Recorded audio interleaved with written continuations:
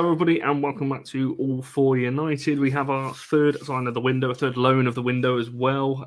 Marcel Sabitzer has joined us from Bayern Munich, and not often we sign players from Bayern Munich. That's something we are going to touch upon because we don't usually sign players from Germany or from Bayern Munich in particular. So obviously Schweinsteiger was a good one. I loved him, by the way. That's a whole other conversation in itself. But I'm joined by Georg Haas. I hope I've said that right. I know obviously it's pronounced slightly different over there, who does a podcast and writes about Bayern Munich and all things there, which I'll get you to shout the name out of if you want to reveal what that is now, or at the end, either or. Yeah, sure. Happy to do so. Hi, Connor. Thanks for having me here, and I'll be happy to tell you a little bit about Marcel Sabitzer and his tenure at Bayern. You mentioned our podcast. It's mirsanrot.de. Mirsanrot translates to "We are red." Of course, Bayern's colors are red and white, and we are red. Good colours. I like them. Yeah, I know. You know, that's one of the many familiarities between our clubs. Indeed. Right, we'll dive straight into it then. I'll ask you just a brief question to start with before we dive into specifics and things like that. How would you kind of sum up his time at Bayern at the moment? Obviously, he's not played a lot recently. I think 1 minute in the last 3 months or so. Obviously, when I know the World Cup was in the middle of that. How would you sum up his time at Bayern so far? Yeah, as you mentioned, he didn't play too much. It is Sabitzer is in German we call it a squad player, a rotational player. You know, he wasn't a starter, but he did a good job, particularly at the beginning of his second season. He joined us very late in the summer transfer window last year, or now at 2021.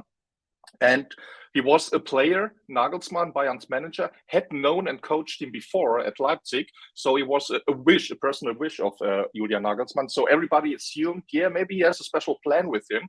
But then, despite that, in his first year at Bayern, he hardly played at all.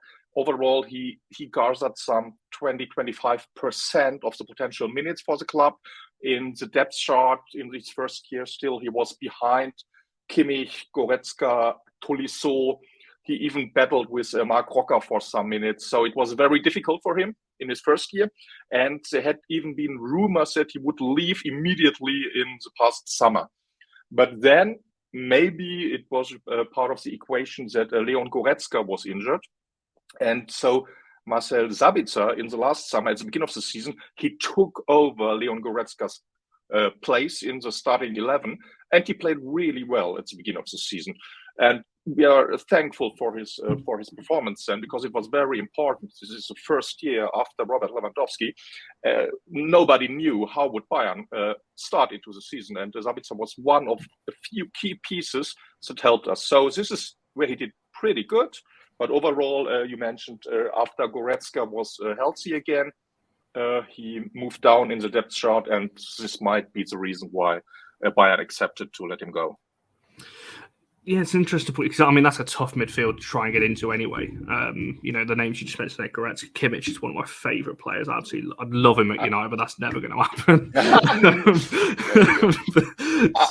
I really hope it is not going to happen. At least not so soon. You know, when he turns Schweinsteiger's age and form, then maybe we can discuss it. But not in the next few years, hopefully. A question I wanted to move to, I was going to ask this a bit later on, but you briefly mentioned obviously that with its link up with Nagelsmann, the manager there. The question I had written down was kind of, he was known as this wonder kid through Leipzig. Obviously, there was a lot of interest around Europe when he was at Leipzig.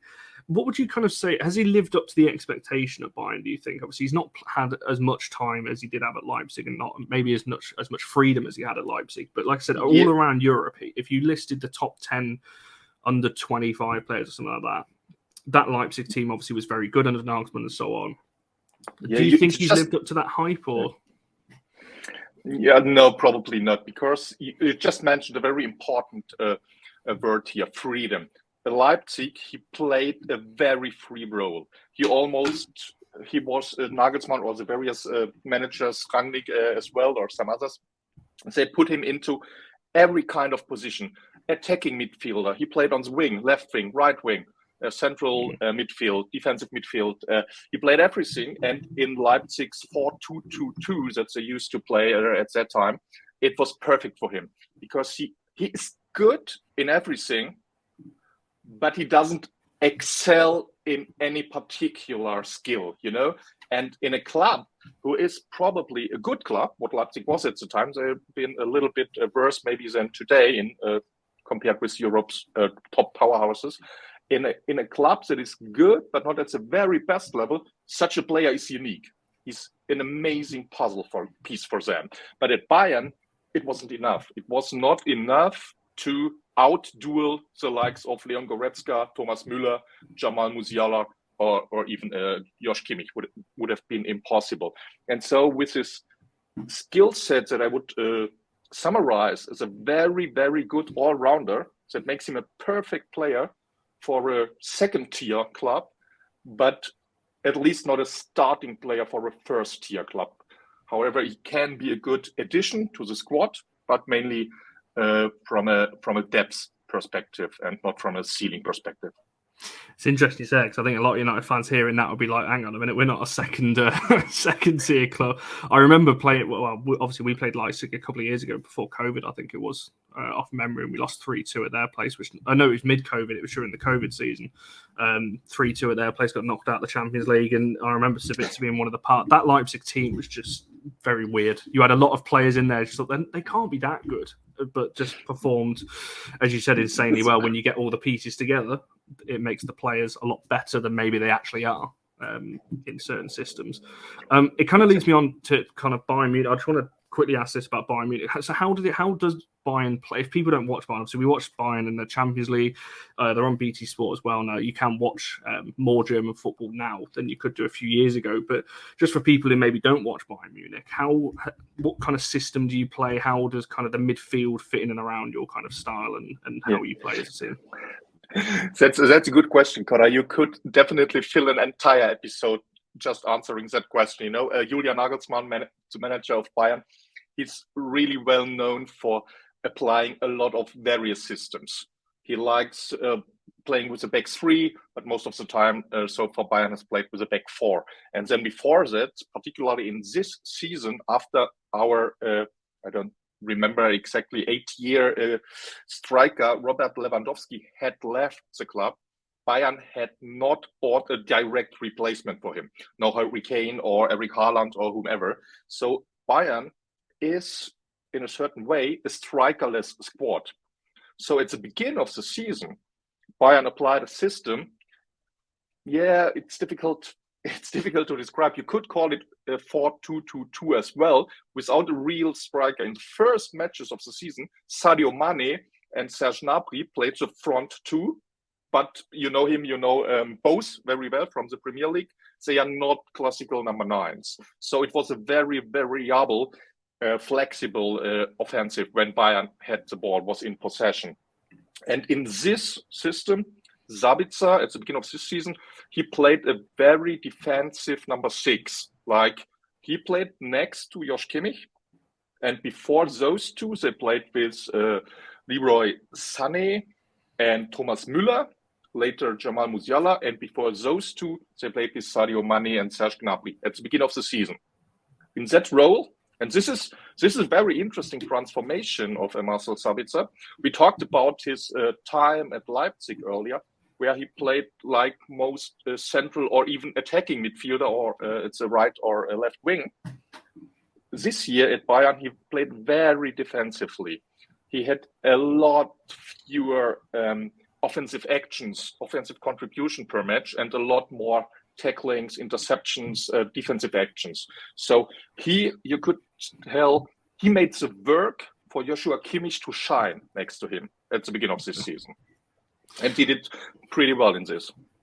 It's interesting. I'm trying to think how he's going to fit into United. So I'll get to that in a second, how he's going to fit into United. But where would you say his kind of best position is then? Because for Austria, he's played on the right and the left. For Leipzig, he played all across that kind of centre attacking, mid left attacking, right attacking, and so on. He's played, as you said, there alongside Kimmich. Watching him in Germany, where would you say is his best position? Where can he kind of nail down a spot, do you reckon? It depends a lot on the style of play of the team he plays for. Because, for instance, if I think about his style of play, like all players of the Red Bull school, he's good in pressing, he's good in running, he's good in fighting, but he loves to shoot from any distance. Give him the ball in the opponent's half, he fires a shot. You know, and this is something in modern football. A lot of managers don't want their players to shoot too often and from a too far a distance. All the nerds of Liverpool that even prohibit their strikers to shoot from outside the box. So it's a little bit he plays like born in the 80s. But given that where he excels is really that kind of an all-rounder. So the best position I would see for him, just focusing on him from the internal, would be in a relatively offensive position where he can contribute to the attack play. But due to his certain limitations regarding his ceiling, I don't think he has the skills to do so at a top club. So to find the role at a club like Manchester United would are, at least that's from my distant observation, back on their way to becoming a super club again with Erik Ten Hag. I don't think he plays well enough to replace someone like Bruno Fernandes. You know, he's a super stellar player, and this is not the level Marcel Sabitzer normally shows. So for a club like Manchester United or like Bayern Munich, he may be more valuable when he takes a step back and helps the team, and that he can do at a 6 or 8 in a deeper midfield position, maybe next to Casemiro or something like that. I think that's exactly what it's going to be, because we've seen Eriksen deployed there this season, and this signing to me just screams out. I don't think we'd have made this signing if Eriksen hadn't have got the injury until the end of the season. And we've seen this season it's been Casemiro, it's been Eriksen next to him, and then Bruno Fernandes slightly ahead, and then obviously your front three speaks for itself. So that's why I asked that, because I think if people are expecting him to play further forward, I don't see him displacing Bruno. Obviously, Casemiro is a shoo-in for every game that you can get him in for, so that the only option is alongside Casemiro. So it's just whether he can adapt to that, playing in a 3 almost, because Bruno does drop a little bit deeper as well at times. Whether he could adapt to that, I'm not entirely sure. Yeah, well, yeah, but Bruno dropping deeper actually could help him, you know, because Sabitzer is at least he's familiar with playing the number 10 himself, so he could play a little bit. Tit for tat with Bruno. One plays deeper, the other goes a little bit higher. So it could be interesting movements between those two. But let me ask you, how strong is United on the wing? Plays left and right wing normally. It's Rashford coming from a little bit from the side, right? Yeah, so it would be Rashford on the left, Antony on the right, or Jadon Sancho. Now he's back in the fold as well. So we've got out wide. I can't see him displacing anyone. Out wide, it's definitely more going to be in those central positions. Agree. Yeah. Sorry, I didn't know whether you could add anything off the back of that. I was just going to ask, actually, in terms of how you think he will he need time to adapt to the Premier League, because obviously we see a lot of players coming in from different countries and so on, and don't fully adapt. Do you think he's going to need time? Obviously, because we're not going to have loads of time. There's only 4 or 5 months left of the season. Just how different is the Bundesliga to the Premier League, and how long do you think he's going to need to kind of settle in as such? Yeah, you know, speaking here as a representative of a German football, I need to promote Bundesliga a bit. But apart from that, no, you're absolutely right. Premier League is the number 1 football league in Europe. No need to argue for that. And overall, it is true. We have seen the so-called Bundesliga tax or whatever on some players, not on others. Like not far away from United, there is a certain Norwegian kid playing out the lights in a city. So he also didn't need too much time to adapt. He just needed, 1 hour before scoring the first time. And so I assume also a quick adoption by Marcel Sabitzer. Given his background, he's played at Red Bull Leipzig. They play super fast. They are always running full speed, 90 minutes. And then he played 1.5 years now at Bayern Munich, Champions League, practicing each week 5 times with Josh Kimmich, with Jamal Musiala. So I don't think the speed and the power of the Premier League will be for alien to him. So I assume he will be ready plug and play next weekend. I really hope so, because we're going to need those bodies. We've got 2 games a week now for the next 3 weeks. I think it is 3-4 weeks. So we're going to need, and Barcelona obviously. I don't know whether he's eligible for the Europa League. Actually, that's it. I think he should be. Because obviously you're still in the Champions League, so he should. I'm not entirely sure, because but at least in the Champions League they changed that rule a couple of years ago. 5 years ago, if you played the group stage Champions League for one team, you had not been eligible to play for another team if you changed clubs during winter and in the knockout stage. But now this is possible. A player could even move from Real Madrid to Bayern and play for Bayern against them, or from Paris Saint-Germain to Bayern, whom they face in the next round. So I'm pretty sure he's eligible. There is only, with one caveat, I think you are only allowed to nominate a certain number of players for the knockout stage of new players. So I don't know how many players you bought in the meantime, but Sabitzer isolated should be allowed to play at Barcelona. Yeah, awesome match, by the way. I'm looking forward to yeah, that's I'm hoping he is, and we are going to need some, like I said, some extra bodies there. I've got a couple more questions before we look to wrap this one up. Sure. I asked you this backstage, and we had a little bit of a laugh about it. That is there a slight worry? Should United fans be slightly worried that Bayern Munich don't let good players go? And I asked this question because traditionally in the last kind of decade, well, since Bayern Munich's creation, to be honest, they don't tend to let good players leave their club unless they're at the end of their career. Obviously, we got Schweinsteiger and players like that.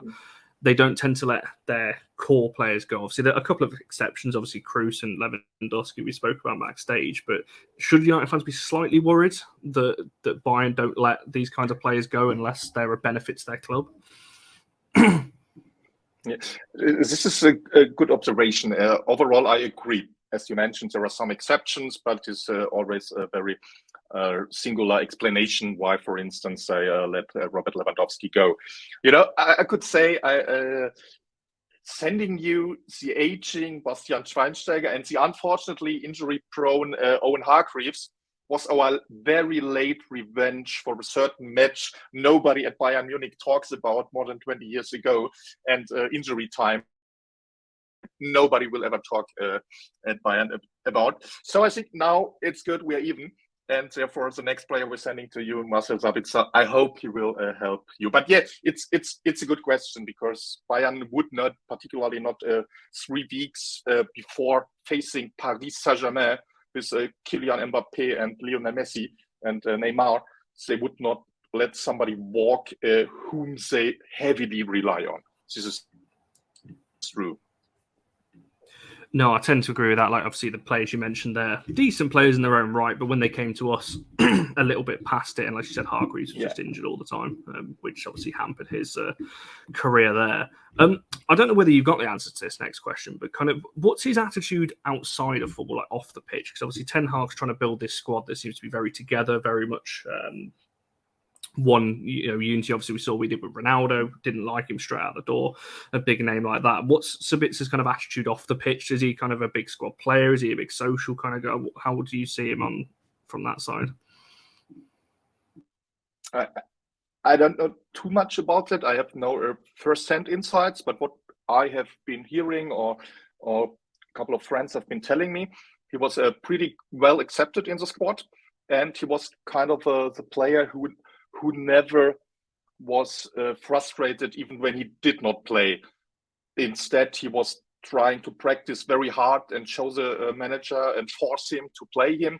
And so he was. This is always a topic in the locker room of Bayern Munich. They have so many stars, and whenever some of them are not in the starting 11, it's always a certain tension at the club. And Sabitzer was none of that kind. Whether this is only positive, or also you could say it's maybe a small, even a lack of, the ambition you need to shine at the clubs, at the likes of Bayern and United. It's also possible, but at least he should not be a troublemaker of any kind. Not at all. He's a very kind personality, as far as I know. No, that's great to hear as well. My kind of final question for yourself then: do you think there's any possibility at the end of this loan that United will go in for a permanent transfer? Obviously, that all depends on how he does. But do you think there's any possibility that Bayern would let him go on a permanent should the loan spell work out well in the summer? Yeah, when the news broke to me, I was surprised at the first sense that they did let him go because they don't have too much depth at the position. And then again, I was surprised again because of the loan. I would have expected a permanent move because Bayern already have secured Konrad Laimer from Red Bull Leipzig for the next season, who also plays defensive midfielder. They have Ryan Gravenberg, who so far has not played too much, but he's a young kid, age 20. And then they have Kimmich and Goretzka. So I'm pretty sure that Marcel Sabitzer won't return to Bayern. So does he permanently stay at United, or will he move to another club in summer? That entirely depends on his performance now in the next couple of months. But I'm pretty sure that his tenure at Bayern is over. Interesting. Well, potentially an option for us in the summer should the loan spell work out. You mentioned Bayern Munich are just stacked. So many players that I'd love to have at United that you've got in your midfield. Kimmich, Gravenberch, you just mentioned there, and Laimer from Leipzig as well. I mean, just so many good players. I always say to go on. Sorry. No, and on top of that, at least in the last two matches, Nagelsmann has played with a single deep midfielder, Kimmich. He played with a midfield three comprising of Kimmich, Musiala, and Thomas Müller. Then the depth at the midfield is even higher, is even deeper, because this was a super offensive starting 11, but then there's even Goretzka on the bench, coming from the bench, and plus Gravenberch and Laimer in the future. So yeah. I always say to my mate in Germany, Alina, who people who watch the women's channel will know her from there. But I always say to her, I wish we'd sign more Germans and just players from the German league, because we never, United as a club, we just don't seem to buy German players for whatever reason, or players from the German league. I don't know why that is, but it's just not a market we always entertain. So that's why I'm a bit 50-50 with this one. I totally understand it. And yeah, you mentioned correctly that some players need time to adapt to the Premier League. But on the other hand, sometimes when I see transfer fees for more or less average players in the Premier League, moving from, I don't know, Crystal Palace to Leicester or whatever, for 50 million, a player I've never heard of before, and some stellar players from Germany, like Christopher Nkunku, for now scoring one goal after another for Leipzig, moves for the same amount. I'm always confused. I agree with you. Smart clubs should probably scout more in Germany, where good players are cheap, relatively cheap. There's such an English tax, I say. Players that move domestically, they're always inflated. And it always seems in Germany as well. We're going off piece a little bit here, but I'm quite enjoying this. The fact that Bayern Munich seem to just buy everyone from Leipzig and Dortmund if they're performing well, buy and just nick them and keep them for themselves. Yeah, they are smart. They are using their advantage of knowing those players pretty well, and of course of almost guaranteeing them winning titles. But it has changed over the past years a little bit. The likes of Sadio Mane, of also Arjen Robben a few years ago, of Serge Gnabry, Leroy Sané, whom we bought from the Premier League. So it is changing a bit. Bayern now has the superpower to also buy directly in England or in Italy. De Ligt coming from Juve. So yeah, but it's overall it's true. Bayern sometimes likes to use domestic advantage. Indeed, something United used to do in the early 2000s. We don't have quite that pulling power anymore at the moment. 2 seconds. Sorry, everything just came up on my screen. You've been fantastic. Thank you so much for coming on, talking to us about Marcel Sabitzer for us. Before we wrap up, then obviously we mentioned at the start you're a podcast and writer and everything else. What do you want to shout all that out on where people can find you on Twitter and things like that? Yeah, thanks for the opportunity. Yeah, if you want to just follow me on Twitter, my handle is Georg X Haas. but George without the last E. It's only GeorgXHAAS. So sometimes even tweeting in English. I didn't realize I was still muted there. There we are. But yeah, so make sure you go and check out all of that as well and follow the Bayern Munich page. Obviously, still in the Champions League. Did you say you got PSG in the next round? So, yes, we do. There we go. So quite a heavyweight fight. So definitely check out, obviously, George's pages and then the Bayern Munich pages there as well, because that's going to be a great clash to keep an eye on as well. Make sure you like in the video and subscribe it if you're new around here as well, and we shall see you in the next one.